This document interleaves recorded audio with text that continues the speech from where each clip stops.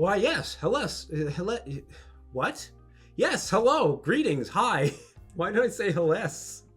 What is wrong with me? Am I stupid? Maybe. Anyway, my name is Oscar and Fire, and welcome to what might possibly be the final Shannara video on this YouTube channel, assuming I ever actually edit it. We're going to find out, because I have a backlog of 6 videos now, and that's going to be fun. But yes, welcome to my final Shannara review video, possibly. This is not even a review video. This is actually my other follow-up video, similar to my follow-up video to Genesis of Shannara, where I talk about I talked about how I would redo Genesis, but not even change it all that much. This one's a little different because there's going to be a lot more changes, but that requires a little preamble. Now, I have talked about this before in other videos, but I'm going to spell it out here again because it's quite critically important. Because I've pointed out before that I'm very irked by the fact that, despite the fact that Arashag gets very, very much destroyed, not destroyed, but it gets overrun and sacked by the demon army in this series. How, basically like 100, 200, 300, I don't remember how many years between now and Defenders. But however many years later, I think it's like 100 or so, 120 years later or something, because the Leah of the next series, his great grandmother was Mirai. So it's got to be like 100, 120 years or something like that. But how basically everything in this series ends in a status quo state. Despite the fact that the Federation loses its capital, loses 3 prime ministers, loses 3 prime ministers to assassinations, basically, over the course of about a year. Basically how I'm very irked by the fact that this does not completely destabilize the Federation and result in a paradigm shift in the politics of the Four Lands in the Shannara series. And in fact, it's kind of lazy writing when you really come down to it. It's kind of lazy writing because if any time you've been thinking about this, about how that would impact the Federation, Terry would have realized at the very least something, even if things don't totally change, something meaningful would change. Either the form of government of the Federation would change, or the Federation would splinter, or, worst case scenario, the Federation's neighbors would take advantage of the scenario to kind of, to destroy the Federation. The dwarves, the elves, the trolls would all unite and attack the Federation's lands and either seize control of their territory, or at the very least ensure that the Federation would cease to exist, being a threat to the free peoples of the Four Lands. And that's not what happens, despite the fact that that's realistically how, that's kind of how that would happen. Something would change as a result of that outcome. And I even had a thought while I was reading the book, which is that, of course, when Arashag gets sacked, the Federation makes, and I didn't bring this up in the last review, the Federation commander, Keaton, I think his name was, because that's a very Federation commander name. But the commander, the commander of the defenses makes the decision to not call for help from the other Federation cities, where they could, potentially form an army and face off against the demon army and prevent it from attacking, from destroying Arashag. And that's another one of those cases where Terry basically had to have his characters hold the idiot ball so that they would not make a decision that would completely change the outcome that he would want.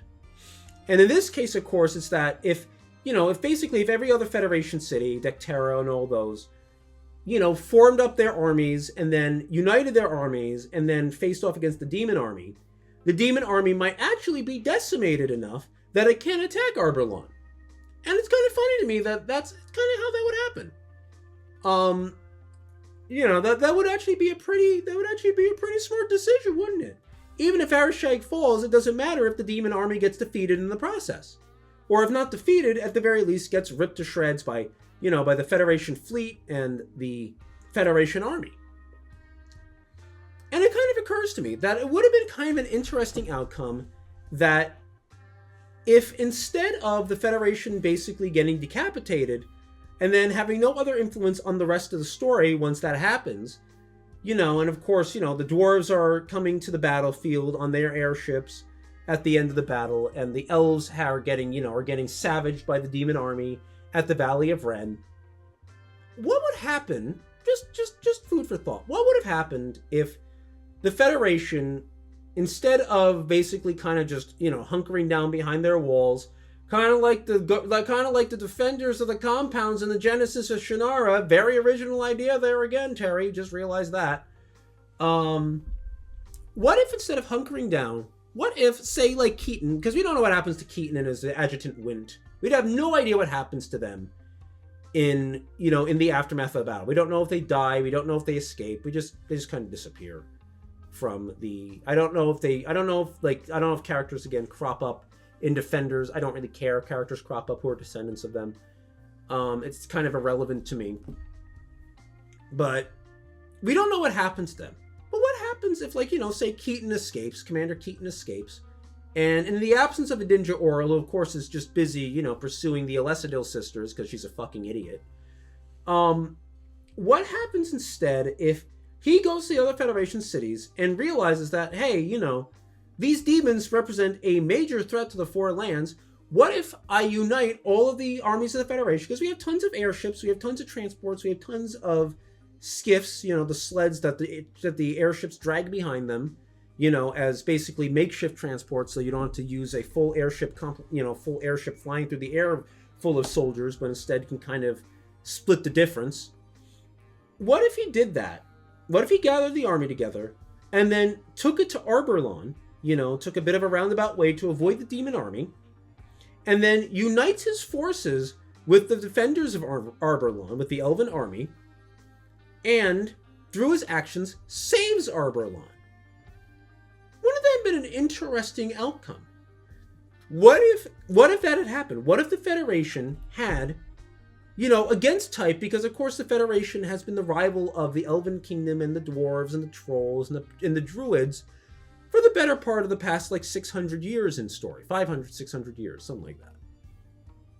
So, what if that happens? What if the Federation, instead of being the villain, instead actually becomes the hero? Suddenly, the way Terry writes the Federation for the next two series makes a lot more sense, doesn't it? Where suddenly the Federation, instead of being seen as the antagonist and the enemy, is maybe kind of complicated, but at the end of the day, they have earned the trust of the elves and the dwarves and the trolls and the gnomes and the druids. And yeah, sure, the Federation still has its issues. It's still an oligarchy, it's still fairly autocratic in its governance. It's not half as democratic as it makes itself seem out to be, kind of like your average 20th century military junta. But the Federation, on some level, has repairs its image with its neighbors, and the end result is that the Federation, being kind of the protagonisty sort of faction of the story of the future stories, is not such a terrible thing, especially for Shannara. I don't know, just a thought I had. But that is not my reimagining of the Dark Legacy of Shannara, because my reimagining is a lot more dramatic than that. Because if I go to the next page in this notebook that I wrote things down in, Dark Legacy Reimagined is actually a lot more complicated than that. Because my approach to the story is that it's basically a game-changing story. Instead of having everything end at status quo, things are completely different. Because instead of the demons being basically sucked back into the Forbidding, the demons succeed. The demons win. So basically, in my imagining, the demons of the Forbidding, the dark fairy creatures, the Jarkarus, under Tail Riverine, or maybe under Green Almsford, who the hell knows? I don't know. Could incorporate that. It doesn't really matter to me. Because my ultimate point is that the Jarkarus succeed. They take Arborlon. They capture Arborlon.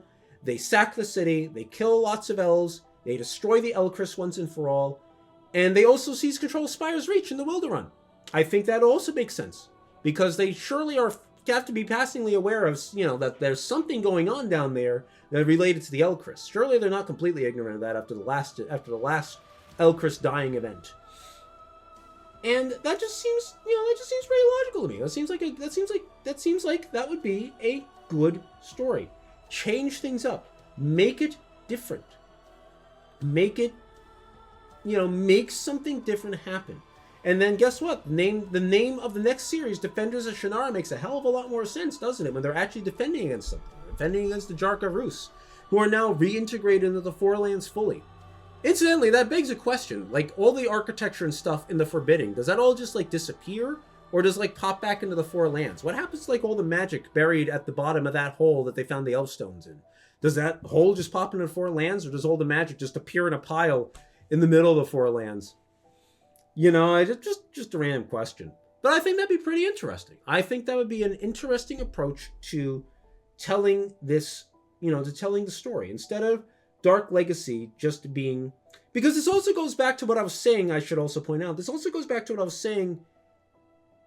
Actually, no, I didn't say it, did I? Or did I? No, I don't think I said it. I don't think I said it at the end of... I don't think I said it in the last review. Because I was thinking about the fact that there's also a dramatic moral quandary, actually, about what happened to the Jarka Rus. About the fact that, basically, the elves created this... No, I did bring it up. I think I did bring it up. Where the elves basically create, sacrificing basically a young girl to create a magical tree that basically indiscriminately took all the Darkling creatures, all the Dark Fairy creatures, indiscriminately, whether they were actually good or bad, completely irrelevant, and sucked them into the Forbidding, a prison that is awful and terrible, where even at the end of this book, in the note written by Charis, the Darkling boy that Alea Omarosian fell in love with, he literally says thousands of them died because they ended up stuck in a terrible place that has no sunlight, that doesn't have clean water, that you can't grow food in. It's like there's a great moral quandary here. And in a lot of ways, restitution for that moral quandary might involve the Elchris not being restored again. And that is just something that really needs to... That's just something that never gets addressed, and it kind of irks me. And this idea kind of addresses it. And this not doesn't address it cleanly, but it's not a clean question. That's the thing. It's a deep moral quandary. It's a deep, complex moral quandary that realistically needed to be addressed meaningfully, and never was. And I find that very sad. I find it very sad because I feel like Terry isn't bad at addressing moral quandaries, but in this case... No. There's just nothing. There's nothing here. He's just like, nope. Elchris has got to be restored. All the Jarka Rus got to get sucked back into the Forbidding. There's just nothing else. Nothing else there. And I think that's really, really frustrating. I feel it's a really frustrating kind of approach he took there.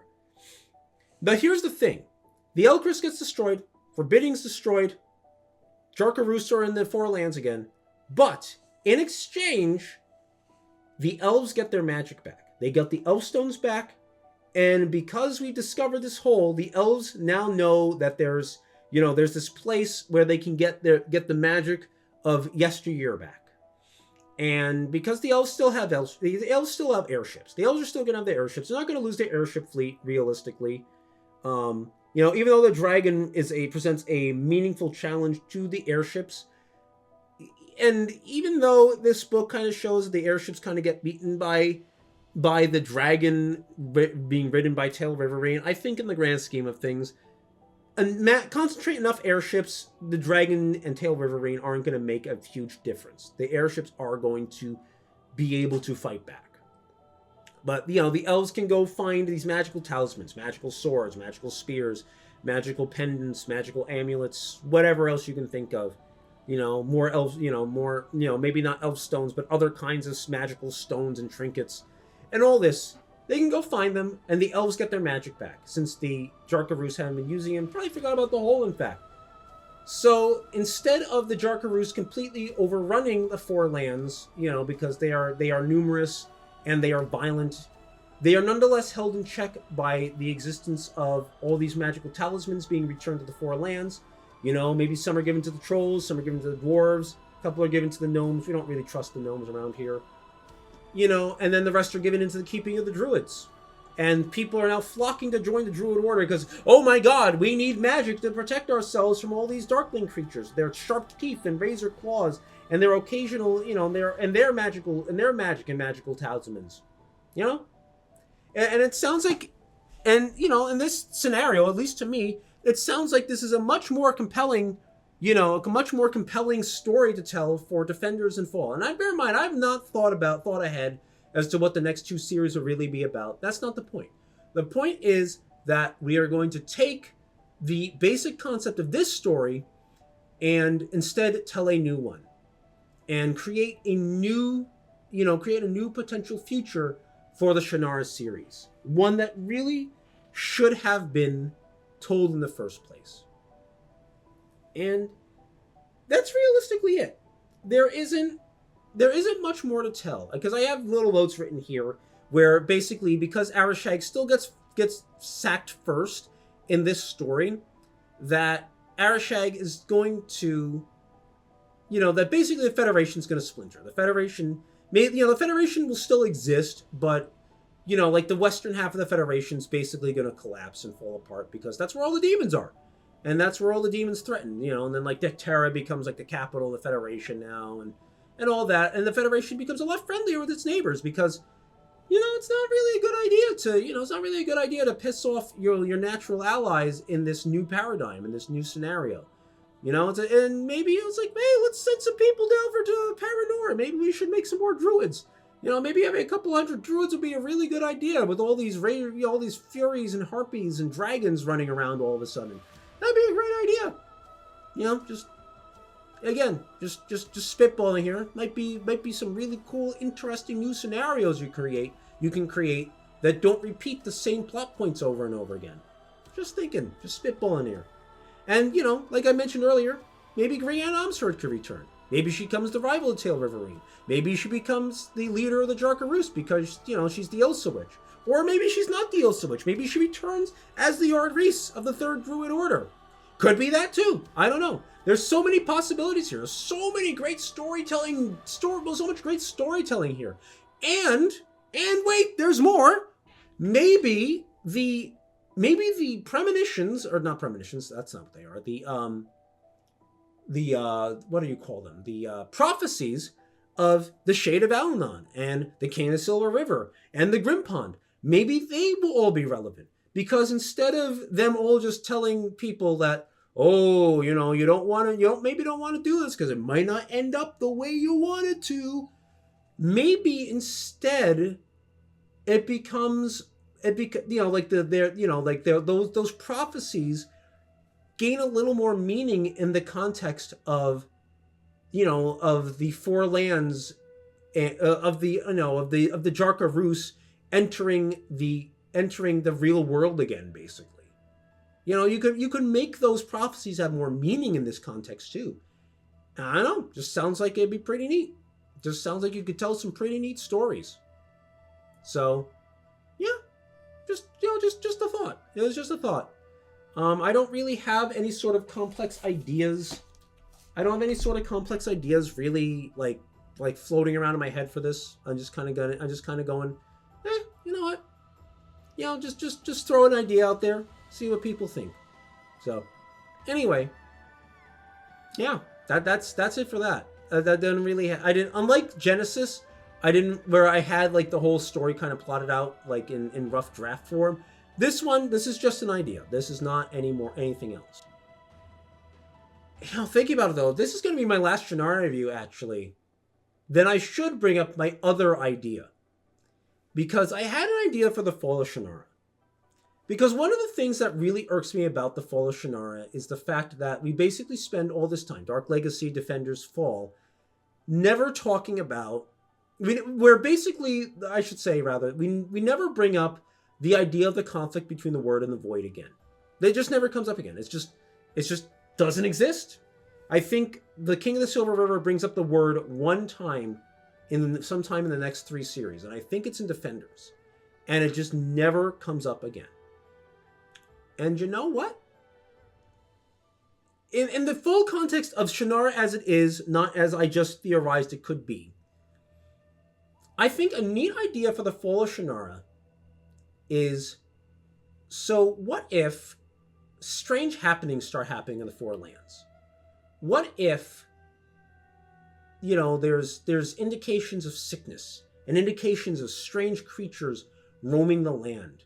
And there's rumors of demons. But it's not the demons like the demons from the Forbidding. It's demons like were heard in the stories from, I don't know, what is it? 3,500, 4,000 years ago now, of the demons that that showed up back during the time of the Great Wars. And there's very little known about them. The only thing they can find, any information can be found, is in the Druid histories. And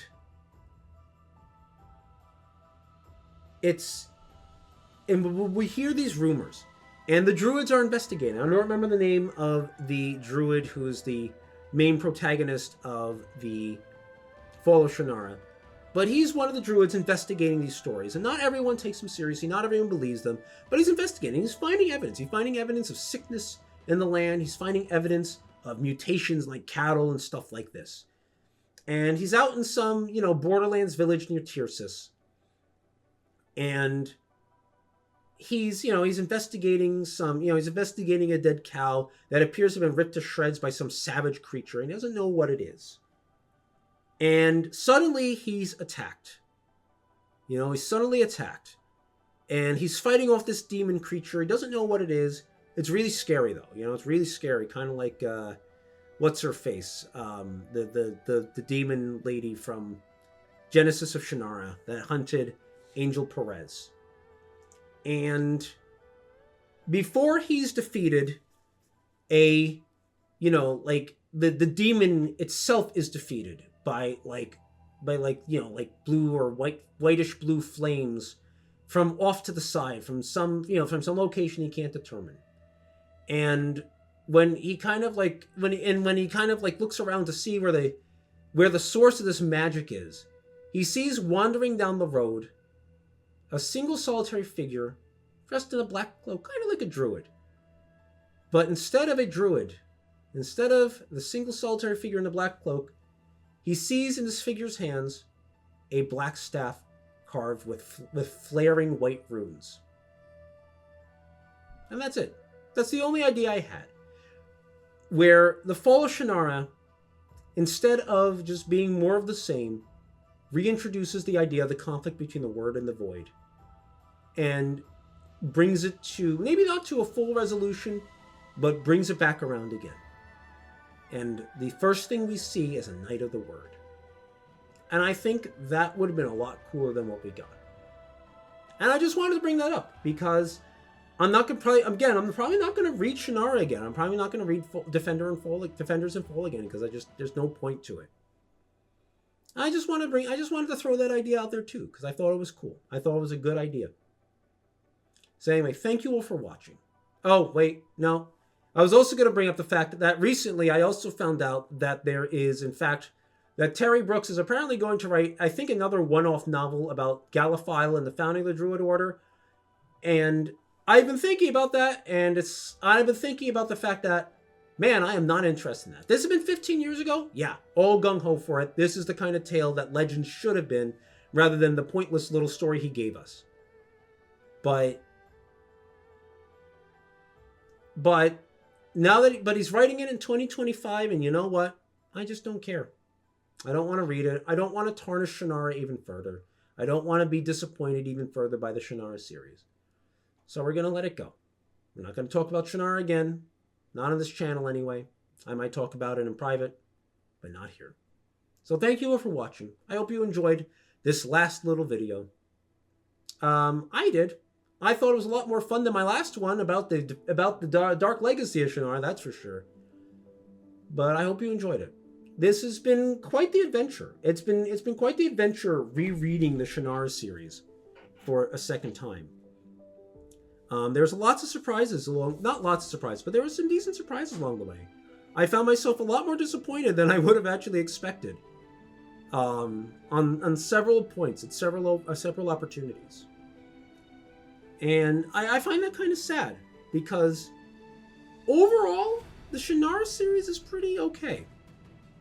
It's good at the start, and then it kind of tapers off towards the end, and it's sad that it does that. But I guess when you write, 30 some odd books, you can only keep it up for so long before you kind of start to run out of energy and run out of ideas. And maybe, Terry should have spent a little time spitballing ideas off of other authors and stuff, trying to figure out new ways to freshen up Shannara without losing the character and the heart of Shannara. But that is in fact not what happened, and it's what happens. And I compare it, of course, against The Lord of the Rings and Tolkien's Legendarium. And there is just no comparison, I read The Hobbit again. I've read The Hobbit. I read The Hobbit again and Lord of the Rings again with my mother for the third time.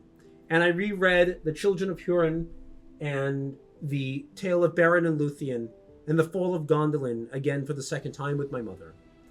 And I have yet to reread The Silmarillion, and I plan on doing that probably sometime soon with my mother, hopefully. And the thing about those tales, and that's a lot of story there, okay? That's a lot of story, a lot of world building, a lot of characters. But the thing about those stories is that there's something utterly timeless about them. I can reread The Lord of the Rings time and again, and I will reread The Lord of the Rings sometime in the near future, guarantee it. And I will read the Ride of the Rohirrim and the Battle of Pelennor Fields. And I will read of Herbs and Stewed Rabbit, which is literally my favorite chapter in the entirety of The Lord of the Rings, because I love the description of Ithilien in that chapter. And I will read the chapters in Moria, and I will read the chapters in Lothlorien. And I will be transported to Middle-earth every time. And I will fall in love with Middle-earth again every time. And, I mean, you might say it's kind of unfair to compare the writings of the master of fiction, of the master of fantasy fiction, to the writings of Terry Brooks, because Terry Brooks would never compare in the grand scheme of things. But at the same time, in the beginning, I think Terry Brooks had some magic like that. The Sword of Shannara, the Elfstones of Shannara, Wish Song of Shannara, First King of Shannara, The Heritage of Shannara. Those books are incredible good books. And I'll throw in The Word and the Void there, and I will throw in, to a lesser extent, The Voyage of the Jurl Shannara and High Druidish Shannara. Those are some excellent books. Those are great reading. I loved reading them again.